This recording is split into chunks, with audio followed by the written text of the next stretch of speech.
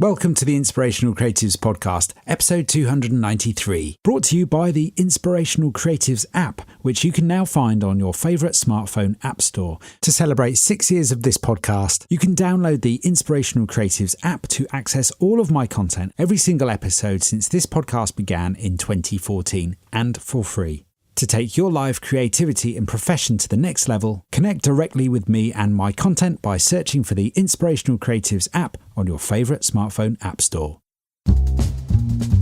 Welcome to Inspirational Creatives. I'm your host, Rob Lawrence. Join me every Friday as I chat with successful artists, producers, and creative entrepreneurs who share powerful stories and strategies. They can help you to create the life that you want. Listen each week as these inspirational creatives show you how to take your creativity to the next level.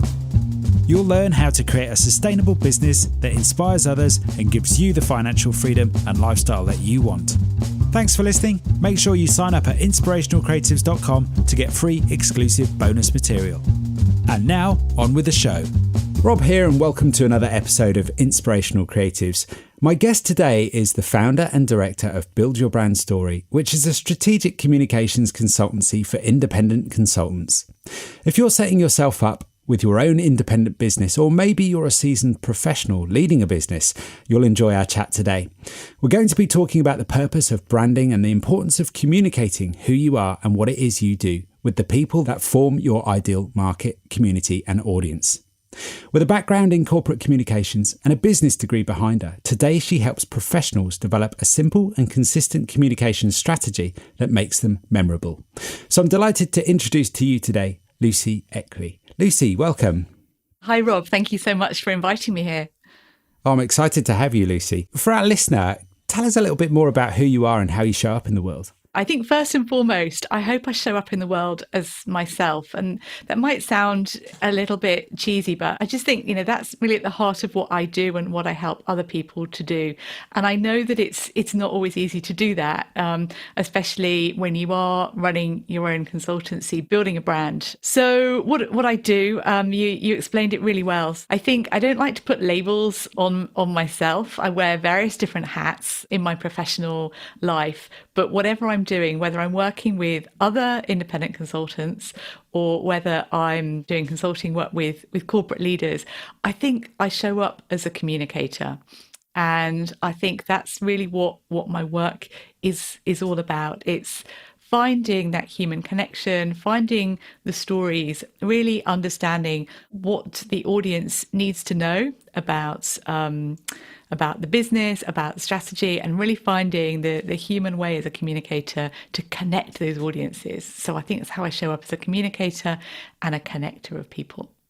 That's amazing. We were just chatting about this just off air before we started recording about the importance of stories. Why do you feel that stories are so important for brands, particularly today? Stories are so important because firstly, they've just been present throughout all of time. It's quite ironic that we have so much emphasis on them in business now, and how business storytelling has become quite a buzzword, where actually stories have literally been around, as long as humans have been around. And it is really what connects us. We're all natural storytellers.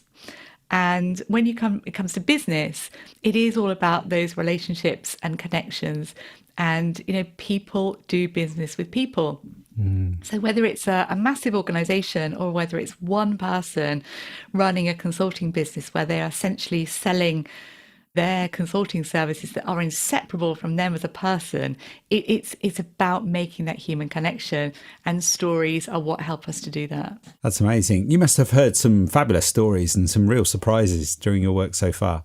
I think probably the most surprising thing, and the thing that continues to surprise me and surprise the people that I work with, is actually it's not so much the amazing story. And I think that's the pressure that we're sometimes putting on leaders and consultants and anybody in business today, is that pressure that you need to have an amazing story that's going to make somebody sit up and say, wow, that it's going to be a story that a Hollywood actor could play you if it was made into a film. And I think the most surprising thing is how everybody I speak to has an interesting and relevant story to share, even though they may not see it themselves. It's all about finding what's most important from their story and what's most relevant about it to the audience that they are wanting to share it with. That's really nice, Lucy. And also I find that really refreshing to hear, actually, because I feel there is a pressure. I don't know quite where it comes from, but there seems to be, maybe it's a social media thing where there has to be a sort of a wow factor about all of this. But I love that. And I know that's true for you and the clients and the folks that you work with. Actually, you've got really genuine, really fascinating and interesting stories. You know, they don't necessarily have to have that wow factor, because in many respects, what you're saying there is actually every story is a really interesting story. Absolutely. And, it's about starting with the audience. And this is something that, it's where I start with everybody, again, whether it's, corporate clients or whether it's consultants. And that's where we also put the pressure on ourselves, because we feel that our story is about us. If I think about classic scenario, I spend a lot of time helping people constructing their about content. That might be, stuff they use on LinkedIn. It might be for their about page. It might be something in a bio that they spend if they're going for a big speaking gig. And because it's called about me, we feel a lot of pressure again. But really, if you start with the audience, what does the audience want to know about you, and thinking about it from the audience's perspective, you're going to have the maximum chance of connecting, picking the stuff that's really relevant. But also, you just take that pressure off yourself, and you think about the people that are consuming your story, not about you as the storyteller. Just on that, you mentioned there about picking the elements of the story which are really relevant, but I noticed that you have an amazing knack to bring out some of the real personality and sometimes the less relevant stuff for somebody that seems to emphasize their personality or character. What's the trick or the thinking that's going on behind that? Yeah, I think it's about big picture. And, if we're looking at strengths, this is something that we've talked about, is knowing what your strengths are. And when I've done this type of exercise, a couple of my strengths are seeing the big picture, and I think it's called a maximizer. So it's seeing the potential in others. And I think I use that. It's great to know I have that, but without even knowing that those are strengths I have. It's really how I work with people and I get them to explore their own big pictures. It's really tempting when you have to write some copy. So you have to write your website, you have to write your about page, and you just want to sit down and create it from what you think is most obvious. But before you can pull out those relevant bits, you really have to think quite deeply and reconnect with yourself as a person, what you've done personally and professionally, but also, what is your personality like? And so whenever I start working with a client, I get them to do all that big picture thinking first, and from there we can really draw out the relevant stuff. Yeah, that's fascinating. On that, let's talk about your story and the story behind Build Your Brand Story. How did you come from a corporate career to doing what it is that you do today? So I think mine's the perfect example of having a story that isn't really that interesting, but it does really resonate with my clients, because it's something that I was in a position that so many other people have been in and are in currently, which is having carved out a corporate career, but knowing that there's something more.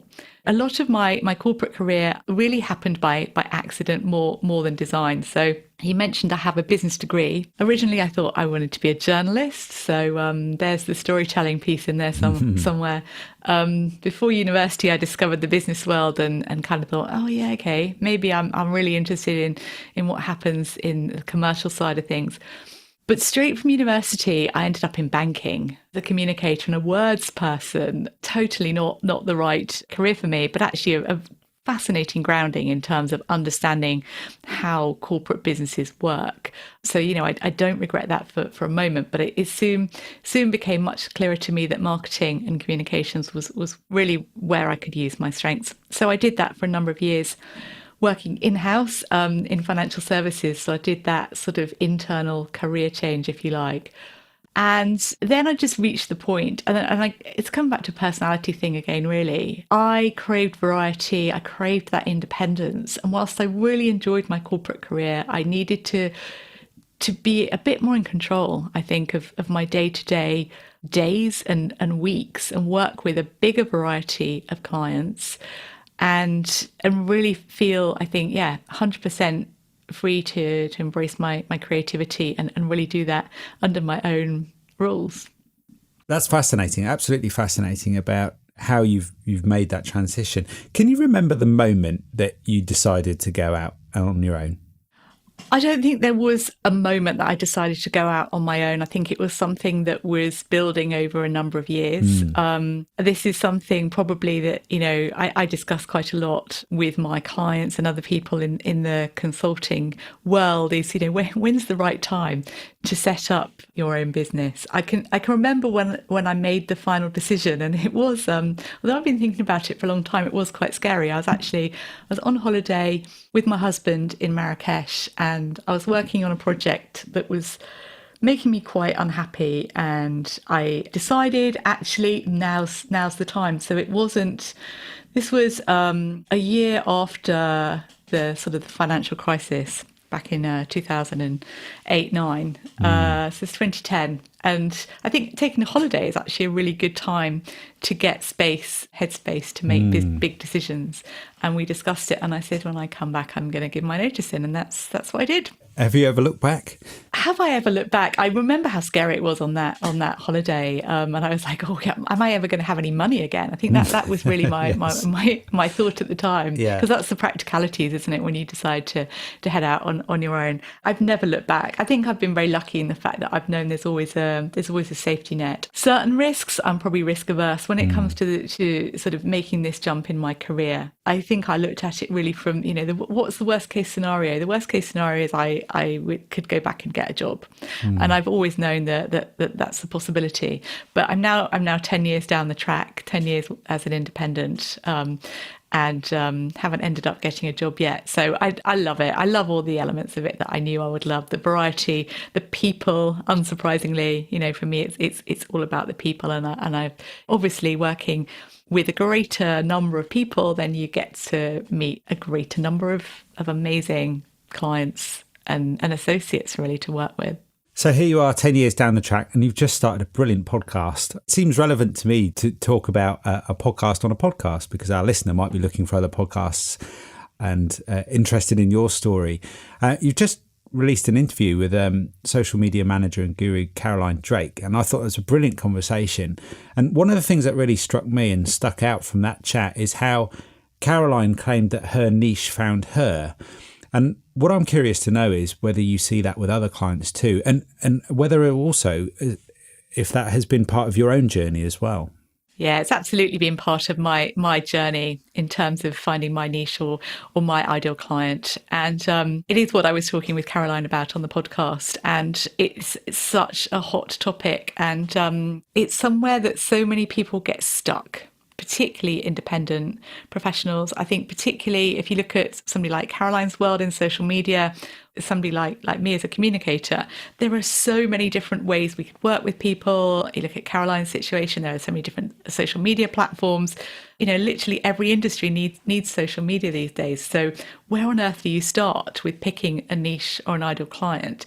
And it's sort of coming back to that pressure piece again. It's some of we get a lot of pressure from marketeers, online marketers, telling us we've got to pick a niche. And it's really hard, and it can freeze you, and you can really overthink it. The way that I really encourage people to think about that is to look beyond some of the traditional marketing approaches to that. So it might work for a bigger business, it might work for a product business, to look at industry and demographics and geography and all of that. But I think when you're an independent professional, you spend so long working with clients, it's got to do more than make sense on paper. And it's got to be people that you really have a connection with. Back to that people thing again, and that's something that Caroline has found. And the reason that her niche found her, she's passionate about sport. And she now works with organisations that are in the sporting sector. They're helping people become more active. And I think, that happened with me as well. My ideal clients were hiding from me really in plain sight in front of me as other independent professionals, because we have so much in common. We've been through that same journey of being in corporate and going out on our own.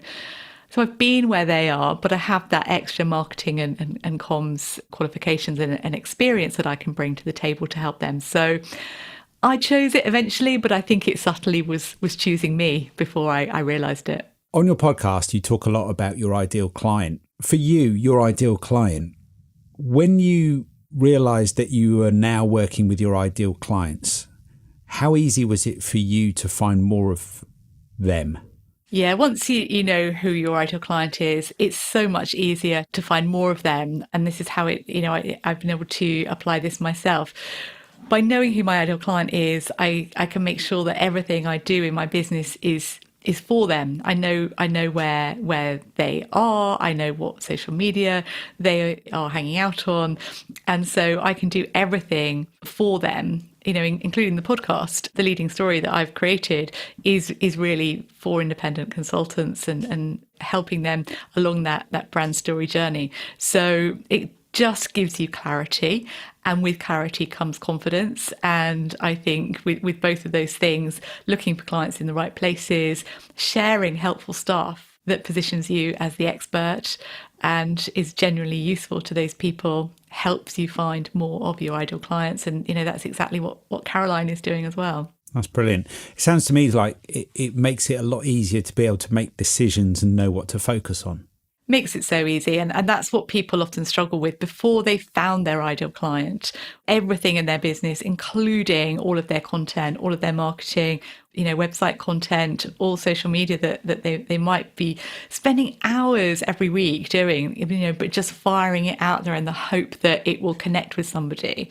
So as soon as you have that clarity, you can stop wasting time as well. You can get laser focused on what you're saying, what you're creating, and know exactly what the results look like for you as well. That's brilliant.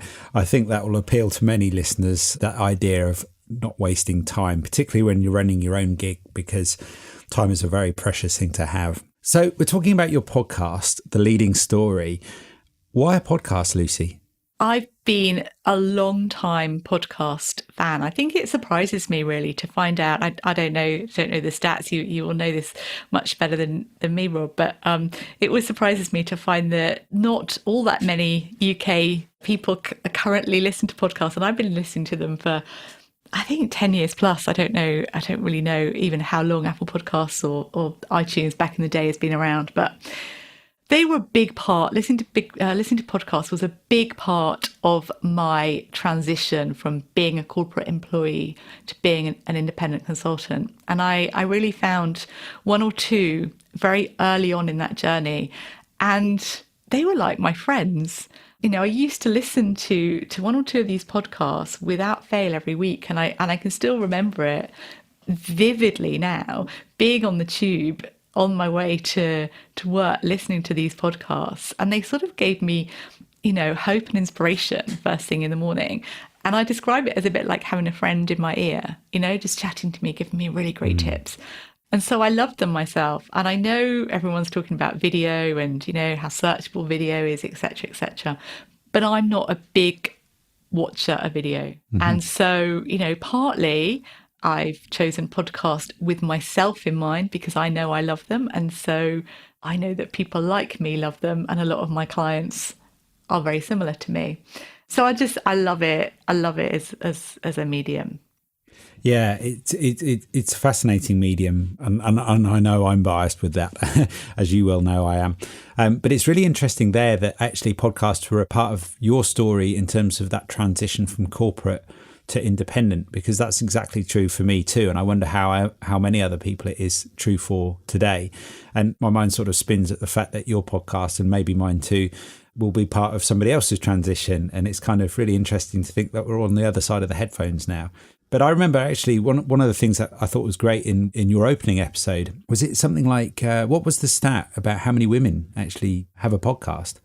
Yeah, so the stat that I heard at an event, actually the event, this was the galvanizing thing that finally, after, a number of years, got me deciding that I really must do this podcast. The stat that I heard was that 17% of podcast hosts are women. Yeah, I found that really surprising. And I don't know if it's because we hunt out people that are similar to us to listen to podcasts, but a lot of those early ones that I listened to are hosted by women. So that was a real surprise to me. Yeah, and I've just come back off the virtual conference podcast movement, and there were some surprising stats there. I think one is there's only about just over 1 million podcasts versus 500 million blogs. And I think the stat was only 43% of those million or so podcasts are actually active. So, there's still a tremendous amount of opportunity for growth there in the world of podcasts. And when you then think that only just under a fifth of those are female led, like you were saying there, it's a great way to communicate with people. And I often find when I speak to listeners, they're not really, some may or may not be readers, blog readers, book readers, but they rarely watch video. They choose to sort of educate and entertain themselves just through audio. I'm a little bit further interested to know a bit more about your story, because I remember also in your first episode, you talked about wanting to be a TV newsreader when you were younger. Were there some sort of early inklings, desires there to sort of get behind the mic? Yeah, I think there must have been. Why was I so interested in that? I think, this was a different era. I'm going to age myself now. This was in the 80s. This was in the late 80s, early 90s. We weren't living in the age of 24/7 news like we are now. And so I think, it was exciting. These people were getting to share really with the nation the big stories of the day. They were getting to interview, prominent figures and really delve into those stories of the day. But I think there is some kind of parallel with the podcast piece. It's about building that connection. So in the same way that you build connection with the podcast host that you listen to regularly, it was that small group of newsreaders that were there every day sharing the stories with us. I think, it's that sort of news era where you had some really, there's amazing journalists today as well, but, real sort of groundbreaking journalists back in the day. This is when you had Kate Adie going and, being a war reporter. And I knew I didn't have the guts to be Kate Adie. But I think, I fancied a bit more of a comfortable role in the studio. Yeah, it's amazing. And you actually had a stint doing some work experience with hospital radio, is that right? I did. So like lots of budding broadcasters, I wrote to my local BBC station asking for work experience. So, this is when you're 16 and all my friends were, applying to, go and spend a couple of weeks in a lawyer's office or an accountant's or something. And I was like, oh no, I want to go and work at the BBC local radio, who of course were inundated and couldn't really take people on, and they sent me off to hospital radio, which was actually amazing because the only way to do that was to sign up as a volunteer, and that's something I did for 2 years. And unsurprisingly, this tells you something probably about my strengths again. I did the presenter training and I did 2 years of volunteer presenting. I also did the technical training to run the mixing desk, and that terrified me, so I didn't do too much of that. It's funny, you have to have a go, don't you, to sort of find out what you do and you don't know, and what sort of floats your boat in that sense. I think there's a really important learning from that, though, and maybe I should have learned it, earlier on. When I look back, it all totally makes sense, and there's a great parallel with that, with running an independent business, and it is knowing your strengths, focusing your efforts on your strengths, and getting people to help you with the bits that you're not an expert in, or just it's not where you should be spending your time, and that's actually a really good parallel with what I learned way back then, even though I didn't realise it at the time. Yeah, it's funny, isn't it, in hindsight, how we realise these things and connect the dots sometimes. Curiously, actually, just working with you, I know that you're very good at helping people to play to their strengths. One of your strengths is helping people to play to their strengths. That's what I pick up on anyway. So tell me more about that and how you do that and the sort of philosophy behind your work. I'm interested in perhaps a little bit more of the detail and how you actually work with people to develop their brands.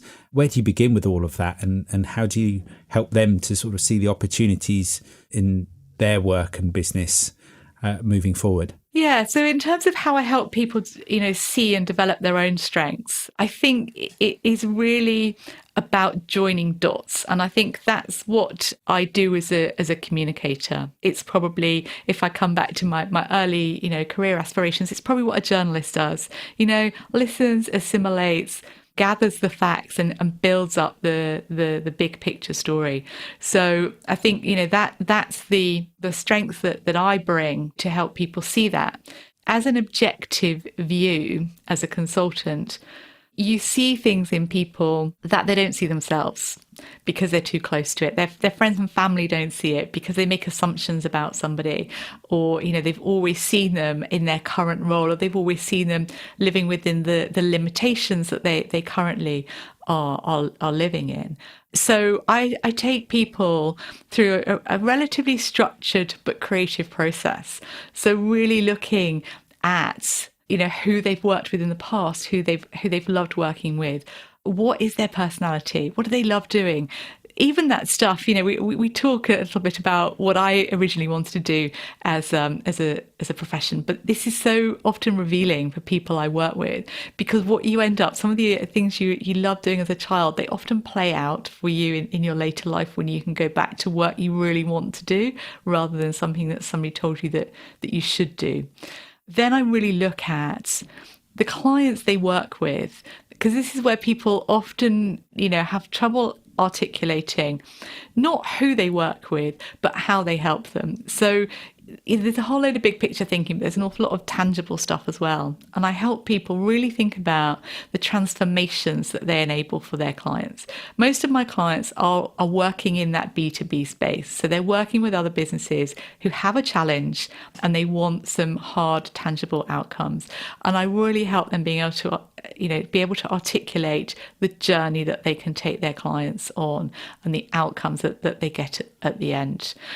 And, coming back to what we said earlier, thinking about the audience perspective. So I help them think about all of this from their ideal client's perspective, so that they not only have that clarity we talked about, but they can express it in clear, tangible ways that means their ideal client reads it or hears it and says, that person can help me. That's fascinating, actually. And I'm really interested there. You talk about the big picture stuff, and then you talk about some of the tangible stuff. When you're working with clients, do you give them homework? Do you use sort of various different models or strategies to help them figure out who it is that they really are and what it is that they're solving for their own clients? Yes, yeah. So I think it's definitely homework. People that work with me over a number of weeks will start off by doing a workbook. So it sounds quite onerous. It's really not. With some of my clients, we've called it workbook wine optional. Sit down with a cup of tea, cup of coffee, or glass of wine if you want to. Whatever helps the thoughts flow. So they spend a couple of hours going through questions that will help them with some of that big picture stuff. And absolutely, between sessions, there's definitely homework, because this is where a lot of the breakthroughs come from, the conversations naturally, but actually doing the work between the sessions and implementing the breakthroughs, turning it into thinking, turning it into content and copy to then bring to the next session and discuss it and hone it. It's all part of that collaborative partnership approach. So it's their voice, their story, but I very much guide them along the process. Yeah, I love that. And I know from my own experience working with others, sometimes you just have breakthroughs that you wouldn't have had on your own. There's something special about being able to work with an expert and have them care for you, but in a sort of professional way, so that they can actually guide you and steer you, and together through that conversation and that working together, you can actually have some breakthroughs. So on that, you must have had some breakthroughs with clients. Are there any particular special moments or moving moments that stick out for you working with others? There is one actually that really stands out, and it's a great analogy that really explains what I do, even if it's a slightly strange one. But what one of my clients said, it's a bit like having spaghetti in my head, and what you do is like you pull out that spaghetti and you organise it into something that really makes sense. So I'm not so sure the resulting picture of that is massively clear, but the idea of spaghetti, just like this whole mishmash of stuff, and this is what a lot of people that I work with experience, because they're mid-career, highly talented, highly ambitious people, and there are so many different ways that they can help people. So when I help them compartmentalize that spaghetti into, I don't know, nice neat bowls of pasta with a nice sauce on top, that looks like something attractive that you might order off an Italian menu, rather than just this random collection of a very bland mixed up spaghetti. It's that clarity moment, and just helping people organize it into ways that is a relief. I think it's moving from overwhelm, all these ideas buzzing in your head. And I'm sure lots of people listening who, creatives in whatever fields can relate to that busy, crazy idea stuff going on. And then being able to organise it, present it with clarity and confidence. Yeah, absolutely. I mean, the themes of overwhelm and just being stuck, as you mentioned earlier, come up all the time in the conversations I have on this podcast. And I know what it is, how special it is to work with an expert, to then feel that relief that you're talking about there, just have that spaghetti straightened out. So, no, that's absolutely brilliant. So amongst all of that, you've been on quite a journey over the last 10 years, as your podcast reveals, and you're very kindly sharing your expertise on your podcast series. What would you say you are most proud of so far on your journey, Lucy? I think I'm most proud of 10 years as an independent. Yeah. We talked about that moment where I made the decision, and I kind of course I had that, that self-doubt, as we all do. Was I going to be able to cut it? Well, 10 years on, and I'm still going. So that's a proud moment for me. I think I'm proud of how I found a way to help and support other consultants, because that really is important to me, that I see that I can have impact and I can help other people through a journey that I've been on myself. And most recently, I am proud of launching my podcast as well. I am prone to being a bit of an ideas person, so having had that idea in my head, to have actually been able to implement it with your help, I must give you the credit for that as well. Thank you. But to be able to launch that and see that, to think that I'm on Apple Podcasts and Spotify and all of those things, I find it quite surreal. So I'm pretty proud of that. Yeah, well done on getting your podcast launched. It's brilliant to be a part of your journey with all of that. And it's always exciting for me to see somebody's podcast go out there in the world. And you've got a brilliant podcast series, which is airing right now. So what advice would you give to anyone wishing to embark on a similar journey, going from corporate out on their own, as you have done? What lessons have you learned, or what one key lesson would you share with somebody thinking about doing a similar thing, knowing what you know now? So many things, but one big thing I think is about having a plan. To have a bit of a plan, know roughly what you want to achieve, but be prepared to be flexible. I think, if I'm really honest, I didn't have a grand plan. I had the big picture plan. I think, if I had have had more of a step-by-step plan, I may have been even, further on than I am now. So having a plan, knowing where you want to go is super important. Be prepared. I mean, look at what's happened this year. None of us really would have seen this coming 12 months ago. So have a plan, but be prepared to be flexible and open to new ideas along the way. And sometimes some of those ideas will take you in the most interesting places. But the other big thing is about asking for help and getting support. And just because you're running an independent business doesn't mean you have to do it on your own. And I think if you are surrounded by supportive network of people, and also other experts. So, you're an expert in what you do. You can't be an expert in everything. And I think that's a great early lesson to learn as well, to get help from other people who are expert in the areas in which you're not. That's fantastic. Thank you for that, Lucy. And also, just on the theme of advice there, what advice would you give to our listener, perhaps thinking about their brand and their positioning today, and the work that you do, what could they be thinking about in terms of maybe they're thinking, actually, I'm still trying to get clear on who my ideal client is, or I'm trying to get clear on what my brand is. What would you recommend? Be yourself. I think, that can be so daunting, particularly for people who've lived behind somebody else's brand for, 5, 10, 15 years, even longer.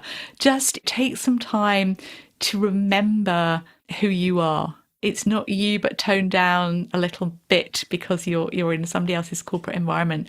Just be yourself, show up consistently, make sure that everything is consistent around how you present yourself, how you speak, as in the voice that you use in your business, how it looks visually. And then that's when your niche and your ideal clients start to find you.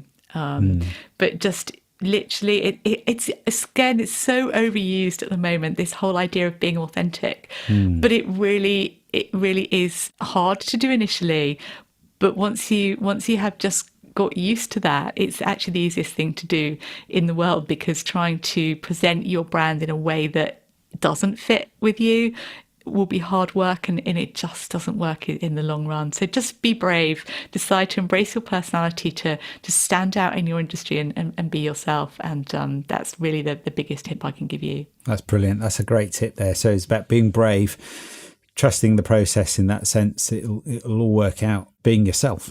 Great stuff. So just a few closing questions, if I may. I've really enjoyed our chat today, Lucy. It's gone ever so quickly. What's inspired you in the last week? What's inspired me? I think what's inspired me in the last week, and probably lots of other people around the world, and this is not to be political in any way, but what's inspired me in the last week has to be Joe Biden and Kamala Harris. I think talking about people-based administration and uniting people in what feels at the moment like quite a divided world.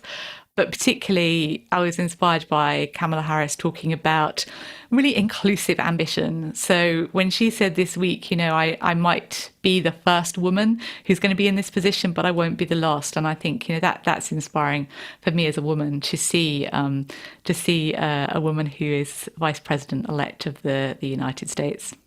Yeah, brilliant. And what are you grateful for today? Grateful for a lot. 2020 has thrown a lot at us, hasn't it? So I'm grateful for some of the most simple things that I think prior to this year, many of us took for granted. In the UK, at least, I'm grateful for my health. I'm grateful for my family's health, and for living where I do, living surrounded by lots of green space and able to get out and exercise and get some fresh air during the pandemic. From a business perspective, I'm really grateful for having a portfolio approach to my business as well, because when uncertainty hits and we have a year like we have this year, then I'm grateful that I work with a range of different clients, and it gives me options and it gives me more certainty in my business than if I had all of my work focused in one specific area. That's great. Fabulous. And on that, what would you say is next for you? What are your plans in this uncertain time for 2021 and beyond? Yes, it's interesting, isn't it? So my plans, insofar as any of us can plan very far ahead at the moment, my plans for next year, interestingly, involve doing more corporate work. So it's funny how things almost go full circle. And I think when I left the corporate world as an employee, I thought that maybe I wouldn't continue doing work in that space, but actually throughout my whole 10 years I have always continued doing some kind of corporate consulting, and I find that I really enjoy it. So it fits really well alongside the work I do with consultants. And there's so much need for great communications in the corporate environment. So that is on my list for 2021, taking much more my brand story and human stories approach to work with some more corporate organisations. That's exciting. Brilliant stuff. And finally, for our listener, where can they find out more about you, of course, Lucy, and Build Your Brand Story? Yep. So the website, buildyourbrandstory.com, and on social media, you'll find me as Lucy Eckley. I'm most active on Twitter, LinkedIn, and if you are a visual kind of a person, also on Instagram. That's brilliant. And of course, your podcast, The Leading Story. And that's Lucy Eckley, spelt Eckley. That's it. Yep. Perfect. Just for our listener there and for their convenience. Brilliant. Lucy, thank you so much for your time today. Thank you, Rob. I've so enjoyed our conversation. I feel like we could have probably carried it on for a lot longer. Yeah, absolutely. Thanks for listening. Nothing beats the stories and advice of an expert to help you raise your creative game. I would love to know what you thought about today's episode, so don't forget to subscribe in iTunes, where you can rate and review the show. If you like this episode, I invite you to share it on Facebook or Twitter with the one person you know who will benefit from the wisdom shared here today. You can find the show notes on inspirationalcreatives.com/podcast. If you have a burning question or a great idea for a guest, head on over to inspirationalcreatives.com/contact, where you can connect with me there.